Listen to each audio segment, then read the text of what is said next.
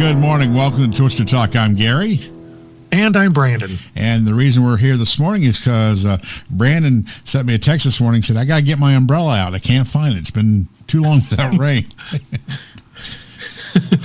Yeah, sometimes it helps to have an extra set of eyes for that kind of thing. But, we're at least here in the Carolinas, we're going to be having some rain here for the next couple of days. Right. It looks like, and Brandon will have the update in a second, but it looks like Tropical Cyclone number 8, giving an advisory. I literally just keep numbering these things, 1, 2, 3, I guess numerically, but it just kind of gets a kick out of it sometimes with they just, so matter of fact, this is number 8. So anyway, what is number 8 up to right now, Brandon, as we're talking?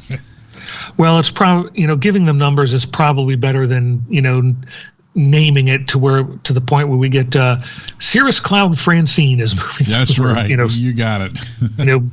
Cumulus Cloud. Cumulus Cloud Cecil is That's out right. here now, or something crazy like that. But anyway, so what we have right now is potential tropical cyclone number 8 as of 11 a.m. Eastern Daylight Time. The center of the disturbance was located at latitude 32.9 degrees north by longitude 78.3 degrees west. The system is moving toward the north-northwest at near 5 miles per hour. This places it about 70 miles south-southwest of Cape Fear, North Carolina, or about 95 miles east of Charleston, South Carolina. We have a northwestward motion expected during the next day or so, which means that the forecast track has the low reaching the coast of South Carolina this afternoon, then moving inland across the Carolinas tonight and through early Wednesday. Some surface observations here. We have maximum sustained winds near 50 miles per hour with slightly higher gusts. Little change in strength expected here before the system hits the coast. But then, of course, we do expect it to weaken a little bit once it does hit the coast and move inland, and it should dissipate over the Carolinas by early Wednesday. Tropical storm force winds extending outward up to 175 miles from the center. A National Ocean Service station at Wrightsville Beach, North Carolina, had a sustained wind of 51 miles per hour and a gust of 67 miles per hour that they reported. So this thing is definitely still kicking a little bit. Minimum central pressure currently standing at 29.68 inches. So that is, those are the stats on this particular system right now. Right. I'm going to go into some of the watches and warnings and whatnot here in a minute. But in the meantime, Gary, what else do we have going on with this thing? Well, basically, just not a whole lot to add from what you were sharing there. It has it's still off the coast of the Carolinas. There's been very little organization with it all in the last 12 hours, which basically means when it comes ashore, it's going to rain itself out probably pretty quickly.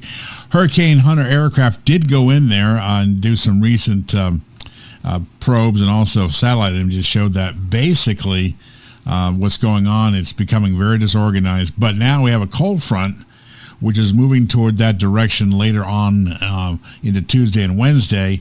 Low pressure and a trough over the eastern U.S. And what's going to happen there, that'll come entwine with that and become extra tropical and then dissipate.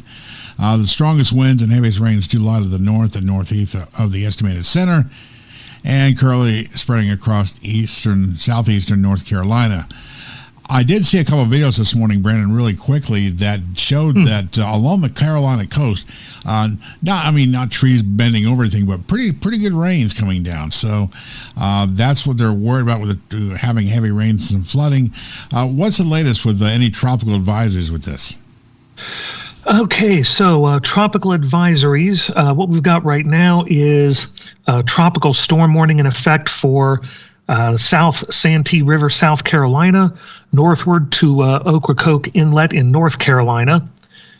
Now, tropical storm warning, of course, means that tropical storm conditions are expected somewhere within and maybe even adjacent to the warning area. In this case, it's going to be within about the next 6 to 12 hours. Now, you were mentioning rainfall there, Gary, and that is one thing I want to point out.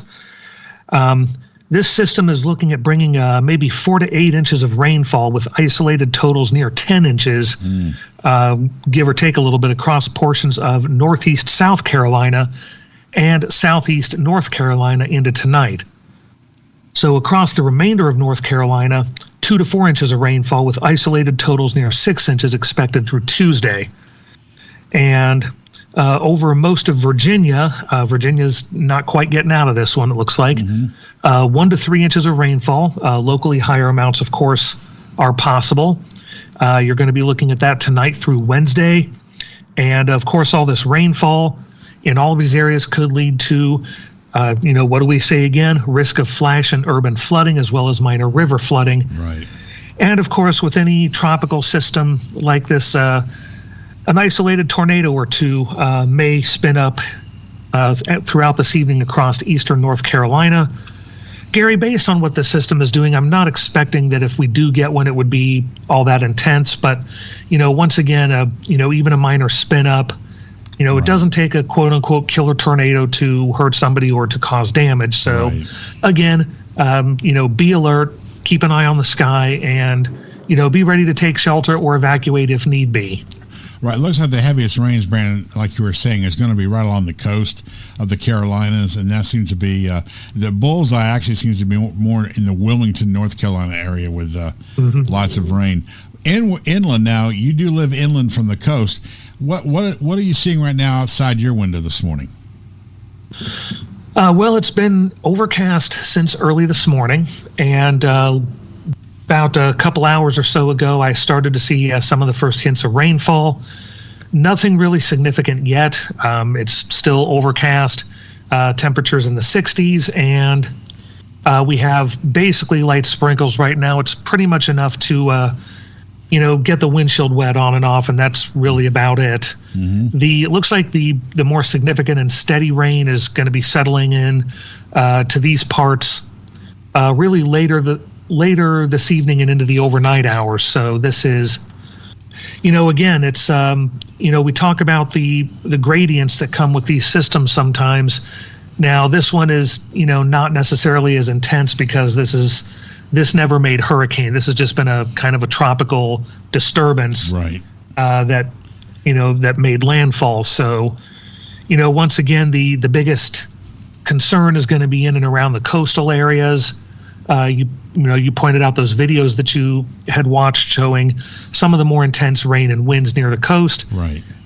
Those further inland, those of you living, more into the western Carolinas and on toward the mountains, you're going to be seeing probably much lighter, less rainfall than the coast will. Still expect to maybe pick up a couple inches, so keep the umbrella handy. And if you get the heavier downpours, of course, keep an eye out if local streets or anything should happen to flood or you see rivers that overrun. Right. So keep your eye open. But if the rain is spread out over a 24 to 36 hour period, that could be pretty beneficial, because I know you guys in the Carolinas have had some pretty dry spells the last few weeks. And if you could get some general rains that don't all fall at once, it could help alleviate some of the drought problems you have, because some of the state is in, they said, slight to a moderate drought. Nothing severe, but still, you could use whatever rain you can get. Yeah, nobody's banning car washing or watering lawns yet, but some areas in the Carolinas are definitely experiencing some slight to minor drought conditions. So any rainfall from this thing would be welcome. Of course, nobody wants to see heavy flooding or anything, but yeah, like you said, a good 2 to 3, 4 inches of rain over a couple of days would, some areas would really benefit from that. Yeah, so that's what we have again happening. So hopefully that'll come to pass, and not too much damage or flooding, but maybe some beneficial rains. And just let you know that Tropical Storm Gordon is basically went in the Atlantic. It's gone. So yeah, I was asking about that. You don't have to worry about it. It went bye-bye, and it's gone really, it just kind of fell apart now. Looks like the rest of the week may be a little quieter. We'll see what happens. Every time we say that, something just gets nuts about that. So we'll see. But right now, like I said, the intensity of the storm, Brandon, as it comes ashore, will drop to winds will drop below 35 miles an hour by later to this afternoon into the evening. So basically, it's not going to be a big severe weather maker, but again, it could be a slight tornado could be a quick spin up or anything else, but slight tornado, a slight tornado, but the best thing hopefully is some beneficial rains to parts of those states down there that really need it. Could use a couple of inches of rain spread over a couple of days here. That would be a big deal. Now again, let's go one more time. Where are we at with everything? If you just give the basic rundown again as the 11 o'clock reading.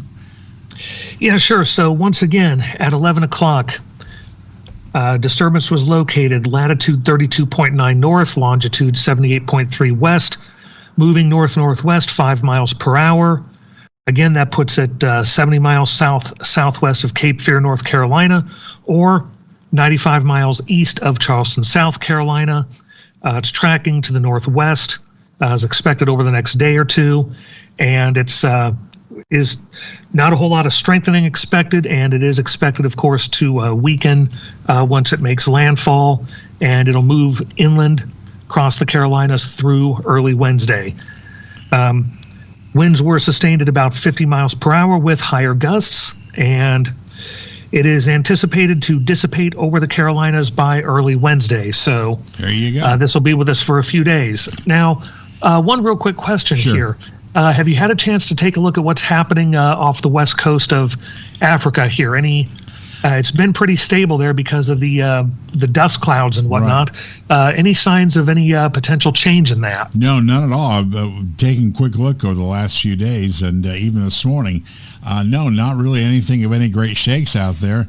So, again, we might get a respite, but don't forget we're getting into October, and sometimes October has produced some pretty noteworthy hurricanes.